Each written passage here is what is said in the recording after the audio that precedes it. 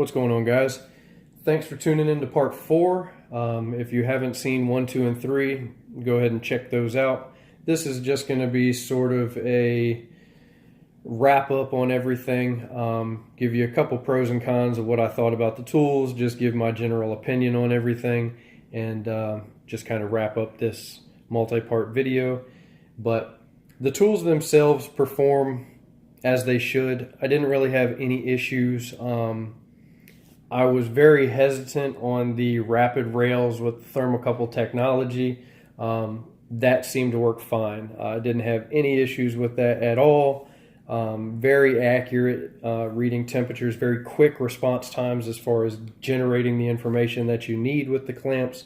Very strong. No real issues at all. The only thing that I wonder in the future is as they get older in age, as this starts to maybe deteriorate or oxidize, especially in areas like mine near the coast, I'm just curious how that will affect the performance, if at all. It may not affect it at all, but that's yet to be seen. I can't judge that because I don't know what it'll do. So as of right now, this video as it's being made, there's no issue with the rapid rail clamps. They work very well. As far as the transducers go, they're a little long. I didn't run into too many problems with them. The only time that I did is I work on a lot of Carrier and Bryant units. You have the true suction port when you're in heating mode, obviously. It's right down between the two service valves, so it's kind of a pain to get this in there. Especially down here in the south where the units are usually not lifted up. They're usually sitting on the ground, or they might be lifted very, very little off the ground. Sometimes it's a pain to get these in there. They're about 1 3/4 inches, 1.5 inches longer than, say, the Testo probes. The 90-degree angle in the end, the 45-degree angle in the end helps a little bit. Definitely helps in certain situations, but as a whole, didn't have any issues with the tool. The transducers work just fine, very responsive. This is a great idea right here, so you don't have to go in the app and fiddle around with anything. You can just flip this and designate your transducer, and you're good to go. So I definitely like that aspect of them. The other aspect that I do like is the replaceable O-rings inside. That was one drawback of the Testo probes, is it has like the white Teflon built-in gasket, and if you damage that, you're sort of SOL. Whereas if you damage these, Fieldpiece sends you with this kit, I believe there's 2 sets, 2 replacement sets for it. So that's definitely a good idea. The air probes, some good, some bad with the air probes.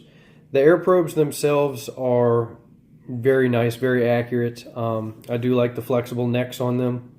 I was a little bit concerned with the neck, how flexing over time, how that would work in the long run as far as durability goes. That being said, I do have a couple leak detectors from Fieldpiece that have essentially a very similar neck, flexible neck, and I've had them for a couple years and haven't ran into any issues with them. So I anticipate nobody will have any issues with these as well, just from flexing over time. Has the super strong magnet on there. I was really impressed at how strong the magnet was.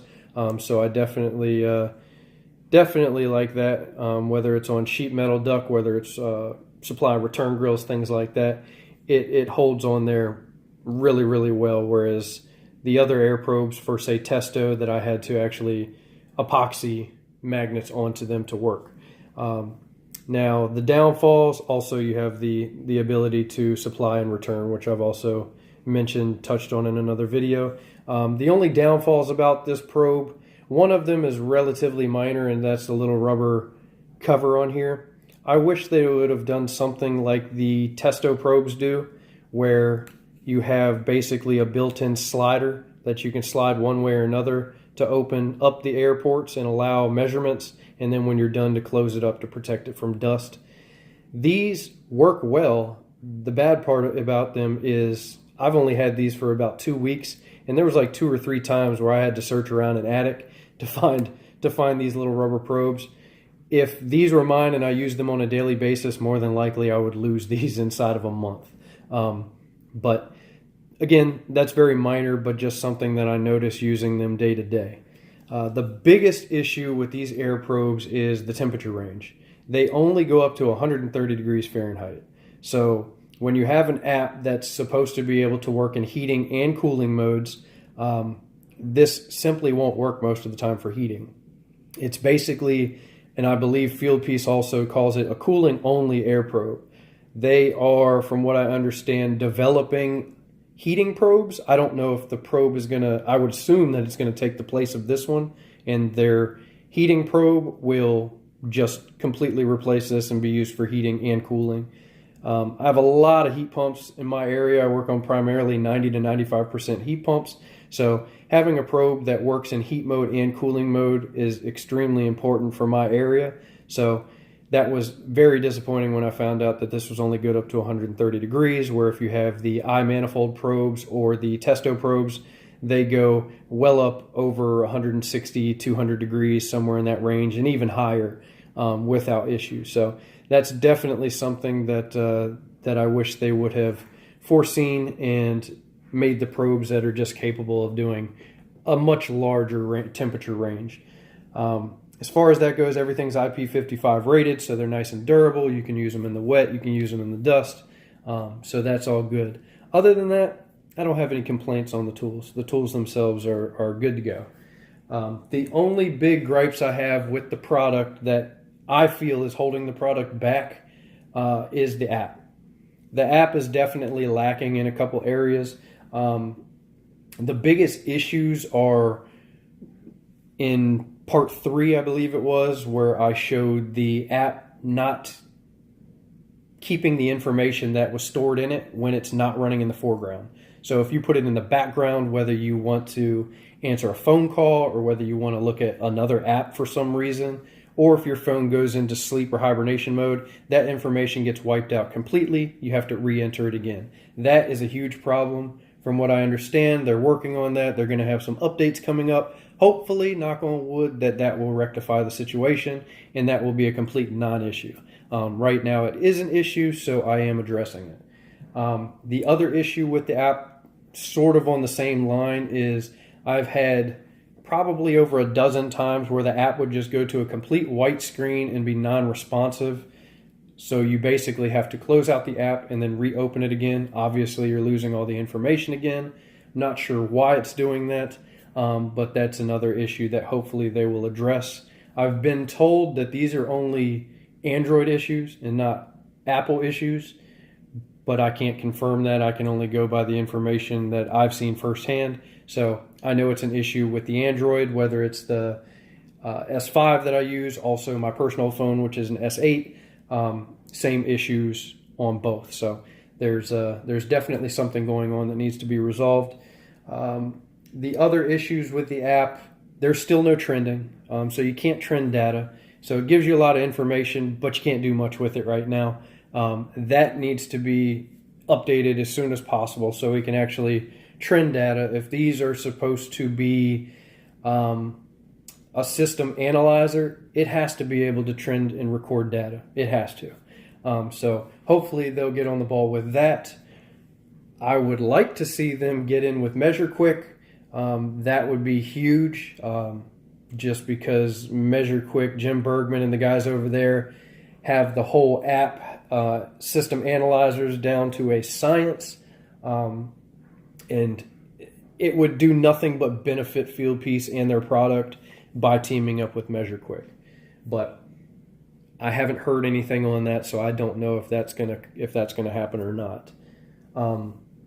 The other issues that I was having with the app were relatively minor. When you're entering information, sometimes you're allowed to key in the information on some options.